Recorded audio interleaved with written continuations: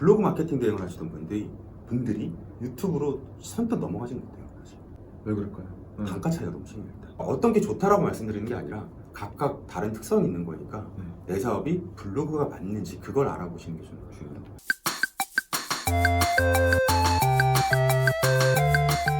마케팅에 대해서 조금 얘기를 나눌까 하는데 네.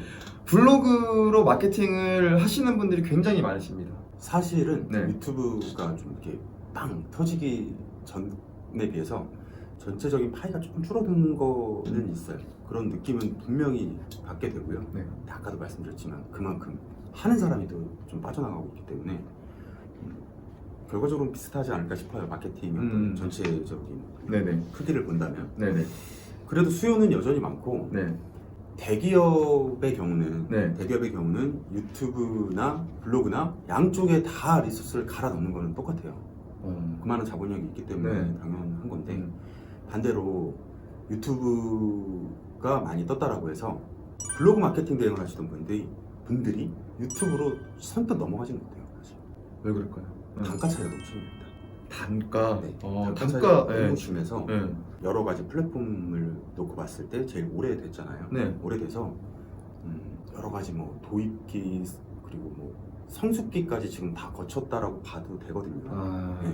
그런 시점에 있다 보니까 어떤 블로그 쪽에서의 마케팅 비용으로 봤을 때 그게 굉장히 커질 확률은 적어요. 지금은.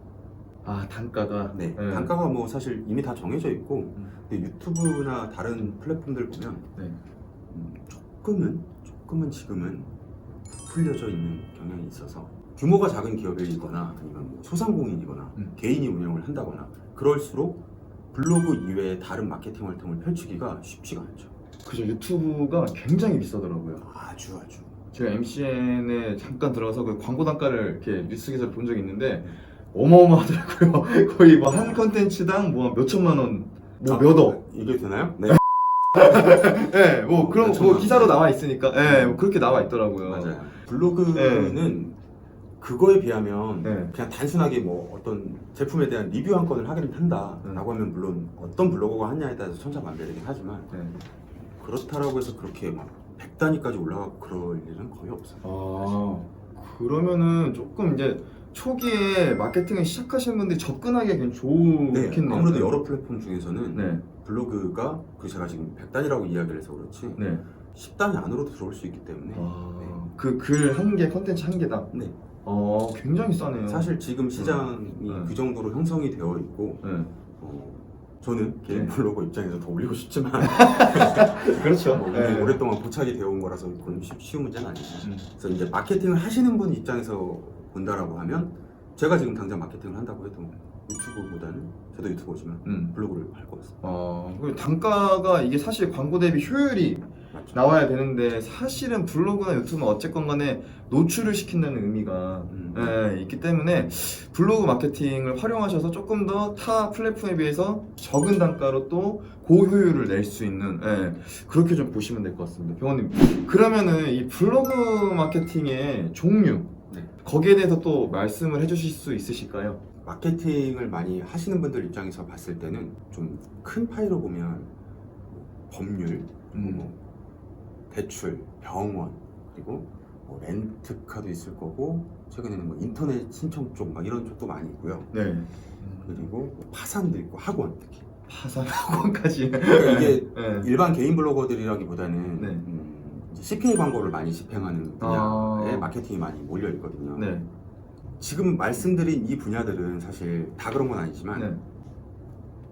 마진율이 좀 높은 분야들이에요. 그러니까 무슨 말이냐면 법률 쪽은 만약 예를 들어보면 법률에서 뭐 어떤 일반 사람이 사건이 하나 생겼어요. 잘 살다가 생겼는데 그 사람이 당장 어디에 변호사 사무실을 찾아가야 될지 모르거든요.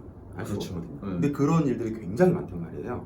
근데 사건 사고이기 때문에 항상 수면 아래에 가라앉아 있어요. 어디 가서 이야기를 하지 않는다라는 거죠. 지인한테도 쉽게 이야기를 안 하는 거기 때문에 개인적으로 연락을 많이 하겠죠. 개인적으로 아름아름 알아볼 수밖에 없는 민감한 문제란 말이에요. 그런 것들은 블로그 마케팅이 딱 좋은데 그래서 CPA 마케팅이 그쪽으로 많이 이제 돌려지고 있는 거고 그렇게 해서 하나의 DB를 변호사 사무실에서 사오게 되면 그 단가는 사실 얼마 안 합니다. 하나 DB당 단가는. 정말 싸게는 몇천 원부터 뭐 몇만 원 수준, 많이 높지 않은 몇만 원 수준 뭐 그 정도면 이제 사올 수 있는데 금방 생각해 볼 수 있겠죠. 그렇게 해서 우리 사무실에 온 사람이 네. 실제 사건을 수임료를 지불을 하면 몇십 배. 최소 몇백에서 예, 몇천까지도 갈 수 있는 문제잖아요. 그렇죠. 네, 그렇기 때문에 그 마진율이 굉장히 높다 보니까 또 하나의 특징은 이런 말씀드린 분야들은 유튜브나 사실 유튜브에서는 이런 콘텐츠가 아직 별로 없죠. 없죠. 네, 아까도 말씀드렸다시피 수면 아래에 좀 가열화 있는 민감한 문제들의 경우는 더 그렇죠. 네. 그래서 어쩐지 블로그 검색하면은 이 법률 상담, 세무상 이런 게 굉장히 많더라고요. 굉장히 많죠. 네. 엄청 그쪽에, 많더라고요. 그러니까 블로그에 특화되어 있다라고 보면 될 것 같아요. 나 혼자 보고 내 사건이랑 비슷해. 내 세금 문제랑 비슷해. 그럼 바로 그냥 전화번호 그냥. 네, 상담 요청을 남기거나 뭐 이런 방식들이 좀 많이 있는데, 그러니까 본인의 사업이 네. 내가 홍보해야 되는 브랜드가 마진율이 얼마나 되는지, 그리고 그 사업의 성격이 유튜브가 맞는지 블로그가 맞는지 인스타그램이 맞는지, 그러니까 어떤 게 좋다라고 말씀드리는 게 아니라 각각 다른 특성이 있는 거니까 내 사업이 블로그가 맞는지 그걸 알아보시는 게 좀 중요해요. 그 굉장히 재밌네요. 그리고 또 중요한 얘기인 것 같아요. 근데 쇼핑은 어떨까요? 예, 쇼핑은 마진율이 그 병원님께서 표현하신 마진율, 네. 마진율이 어느 정도 될까요? 쇼핑 같은 경우는. 쇼핑은 방금 네. 말씀드렸던 네. 분야하고는 조금 다를 것 같은데, 그죠. 그게 이제 최고봉이라고 치면은 마진율이, 쇼핑몰은 어느 정도 내가 이 채널을 블로그를 통해서 제품을 홍보하게 되면, 혹은 쇼핑몰을 홍보하게 되면 쇼핑몰 네. 자체는 낮은 편 같아요. 낮은 편. 네. 그래서 쇼핑 관련된 콘텐츠는 네. 인스타그램에 막 올려 있잖아요. 네. 인스타그램에 네. 올려 있는 게 괜히 그런 게 아니라 네. 그쪽에 맞는 특성을 가지고 있기 때문이 아닐까. 중요한 거네요, 진짜로. 그러니까 초기에 그 플랫폼마다의 특성화된 마진율이 많이 남는 이거를 먼저 파악을 해야 되는 게 좋은 거군요. 그러니까 마진율에만 100% 포커스를 맞춘다기보다는 네. 내 사업이 내가 필요로 하는 키워드가 블로그에서 잘 먹히는 건지 유튜브에서 먹히는 건지 그런 것들을 파악해보는 게 맞아요.